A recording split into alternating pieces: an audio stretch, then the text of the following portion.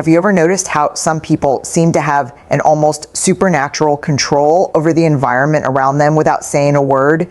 They don't shout, they don't beg, they simply withdraw. And suddenly, everything changes. The energy shifts. People start to question, to chase after, to feel.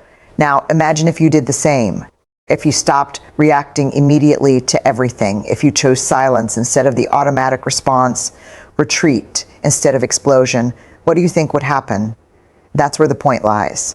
When you stop being always available emotionally, physically, psychologically, the world around you goes into crisis because people are used to controlling you through your reactions, through your impulses, through your predictability. But the day you choose to withdraw, the game changes. And those who thought they knew you realize they know absolutely nothing about you. Carl Jung said, everything that irritates us about others can lead us to a better understanding of ourselves. Now think about this. When you become inaccessible, who really gets desperate? Who gets irritated? Who tries to provoke you just to elicit some emotion back? This reveals more about the other than about you. And it mainly reveals how much you are still being manipulated without realizing it. You can't get there. Where's after please? To maintain peace, to not lose people who deep down were never really with you. And with every forced yes, every immediate response, every emotional reaction, you give away a piece of your energy. And at the end of the day, what's left? Tiredness, frustration, an emptiness you can't explain. But I'll tell you why. Because you are too available for those who don't deserve even a minute of your silence. This video is not about turning your back on the world. It's about choosing yourself. It's about learning what Jung called individuation, the process of becoming whole, authentic, complete. And this process begins when you understand that silence can be stronger than 1,000 arguments, that withdrawal when it comes from awareness and not from escape is an act of power. So I ask you now, looking into your eyes, how long will you continue to be controlled by the emotions of others? How long will you react like a puppet every time someone pokes your wound? Maybe it's time to cut those strings, to withdraw, to become a mystery. Because when you stop being available, everything changes. You have been taught to always be present, to respond quickly, to please, to say yes, even when you wanted to say no. Since childhood, you have been conditioned to believe that your worth lies in how available you are to others. But here's a truth that perhaps no one has told you with this clarity. This excessive availability is not a virtue. It is a prison. And as long as you continue to think that you need to be accessible all the time, emotionally or otherwise, you will be manipulated, drained, and forgotten as soon as you are no longer useful. Do you know why? Because being always available makes you seem predictable. And everything that is predictable becomes a tool. People start to use you as an emotional emergency button. They press it when they want attention, relief, validation, and then put you back on the shelf. But you don't realize this because you are trapped in an illusion that being present for everyone will make someone be present for you. But it doesn't work that way. Carl Jung spoke about the persona, this mask we wear to be accepted, loved, recognized, and it is exactly this mask that keeps you overly available. You say it's okay when you are suffocating. You respond to messages immediately, even when you are exhausted. You explain yourself, justify yourself, defend yourself as if you owe something to the world. But the truth is that the more you place yourself at the center of others' stage, the more you disappear from your own. Being available all the time is a subtle form of self-abandonment. It is a disguised way of seeking approval, avoiding rejection, trying to control the image others have of you. But this control comes at a price, and the price is your peace. It is your vital energy being distributed as if it were infinite, when in fact it is limited, very limited. People who want you available all the time, in fact, do not want you. They want what you provide. Validation, company, distraction, emotional comfort. But when you change, when you set a boundary, when you refuse to react, those same people get irritated, accuse you, say you are weird, It's not because you changed. It's because you stopped being functional for them. And here's the cruelest point. The more available you are, the less value others give you. Because what is too abundant becomes emotional rag. No one respects what they don't have to earn. No one values what is always there. So now stop and think. Who truly deserves your time? Who deserves your attention, your presence, your listening? Or better yet, who deserves your absence? But before answering that, we need to understand one essential thing. Why do we react so much? Why do we give in so easily? What is behind this almost automatic desire to respond, justify, and please? The answer lies in what Carl Jung called psychic energy. And that is what we will talk about in the next part. Because your energy is all you have. And if you don't learn to protect it, someone will use it against you. If this content is making sense to you, click the subscribe button and subscribe to the channel. Thank you for your support. Carl Jung did not see the human psyche as an automatic machine that reacts to stimuli without consequences. For him, our mind is like an energy system, and every thought, emotion, and action consumes a part of that energy. The question is, are you choosing where your energy goes, or are you letting the world decide for you? Every time you react impulsively, you are wasting psychic energy. When you defend yourself against a criticism that didn't even deserve attention, when you respond to a provocation just to prove you are right, when you engage in useless discussions, when you try to please those who do not value you, you are spending your inner strength on what does not nourish you. And Jung was clear that what you resist persists. The more you react, the more you bind yourself. People who live emotionally drained are not weak, they are misdirected. And you know what happens to someone who lives exhausted? They become vulnerable. And when you are vulnerable, you become easy prey. Manipulative, opportunistic, and emotionally needy people can sense this. They notice that you do not know how to guard your energy, that you react to everything, that you're always trying to solve the world, and they take advantage of it. Jung said that a healthy psyche is one that knows how to keep energy within the system. This means knowing how to say no without guilt, knowing how to remain silent without feeling cowardly, knowing how to observe before acting, because true power is not in reacting. It is in choosing when and how to act. And this is only possible when you know yourself well enough to recognize your own impulses. How many times have you lost sleep over an unresolved conversation? How many times have you spent hours ruminating on what you should have said, or trying to understand why someone treated you poorly? This is energy being drained without return. You're keeping alive ghosts that should have died long ago and feeding dynamics that only exist because you insist on responding. Psychic energy is like a force field. When well guarded, it creates presence. You enter a room and command respect without saying a word. But when poorly managed, you become invisible, reactive, fragile, and the world has no mercy for those who give in easily. Therefore, start observing your own triggers. What makes you react automatically?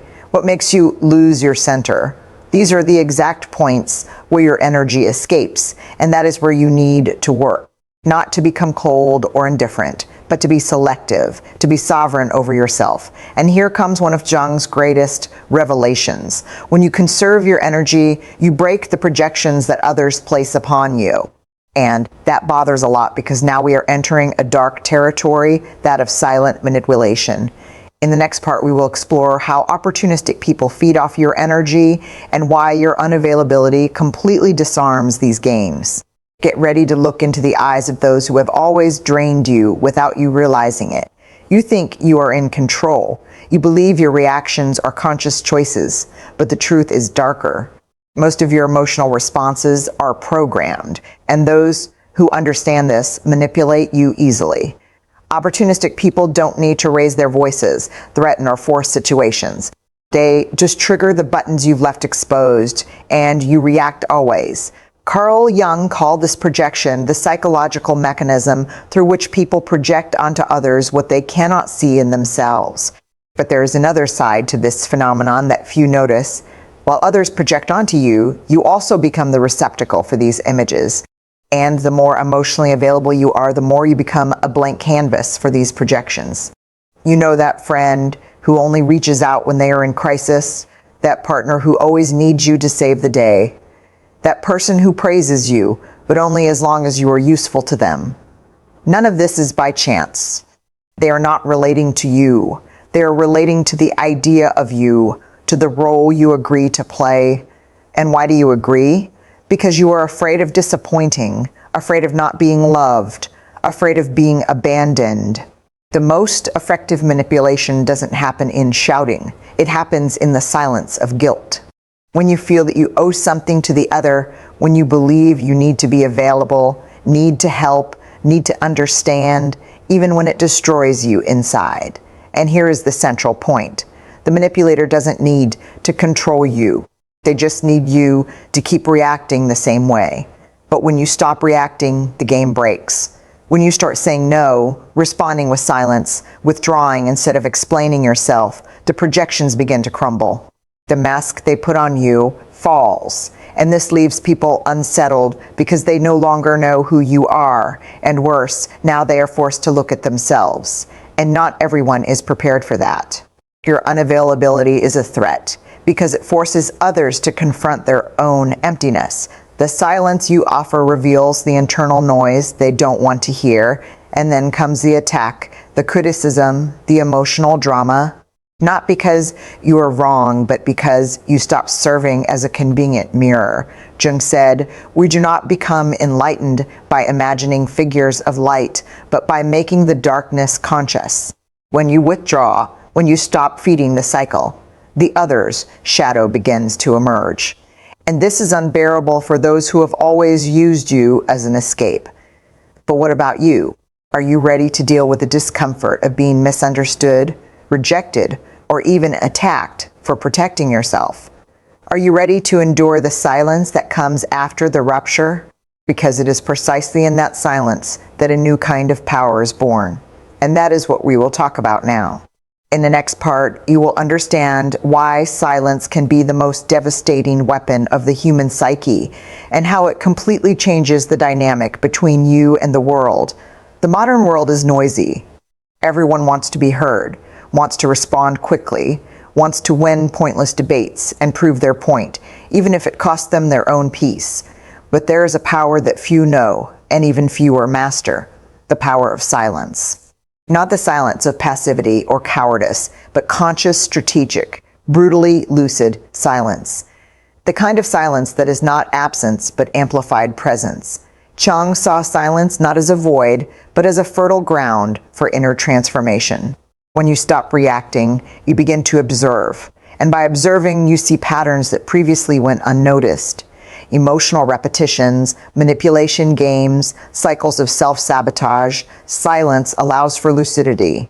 And lucidity is dangerous for those who live to control you.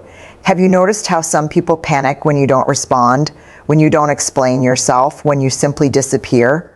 It's not because they miss you. It's because your silence takes away their narrative control. While you speak, you are still in the game. But when you are silent, you change the rules. And that unbalances anyone who thrives on your reaction. True silence is not the absence of voice. It is mastery over one's own energy. It is the refusal to be dragged down by someone else's emotions. It is the conscious choice not to engage in battles that are not worth your wear. Jung said that individuation, the process of becoming who you truly are, requires this distancing, because only in silence can you listen to yourself without the world's interference. But don't be fooled. Silence has a price. It will distance you from people who only valued you for the role you played. It will make you incomprehensible to those who only saw you through their own projections. It will make you seem cold, distant, arrogant. But all of this is a reaction from those who never wanted to deal with your depth, only with your utility. And here is the hard truth. The more you mature, the more selective you become with your words, because you understand that each sentence is an energetic investment, and not everyone deserves access to your truth. Sometimes silence is not retreat, it is sovereignty. It is the language of those who no longer need to prove anything to anyone. Silence is uncomfortable because it forces the other to deal with their own thoughts, with their own internal noise, and this discomfort reveals more about them than any argument of yours could reveal. You don't need to explain your absence. It explains itself. And those who feel threatened by it reveal how much they depended on your imbalance to maintain their own control. But the most powerful silence is not the one that disturbs the other. It is the silence that reconstructs you from within. The silence that connects you to something beyond external approval. It is in this internal space free from others' demands that you begin to recover your vital energy, to reconnect with your essence. And this is precisely what we will talk about in the next part. Because it's not enough to just cut out external noise.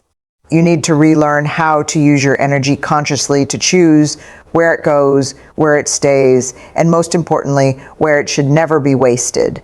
It's time to learn to be selective with your own soul. If you're in the process of reclaiming your energy and setting boundaries, you'll find real value in my book, Beyond the Shadow. It breaks down Jung's most important ideas and gives you tools to protect your energy, set boundaries, and reconnect with your true self. Link is in the pinned comment. It's no use understanding all of this intellectually if in practice you continue saying yes when you mean no, responding to messages that bother you, participating in empty conversations, and maintaining relationships that only exist out of inertia. Awareness without action is just another form of self-deception. True transformation begins when you firmly decide to become selective, and this requires emotional discipline.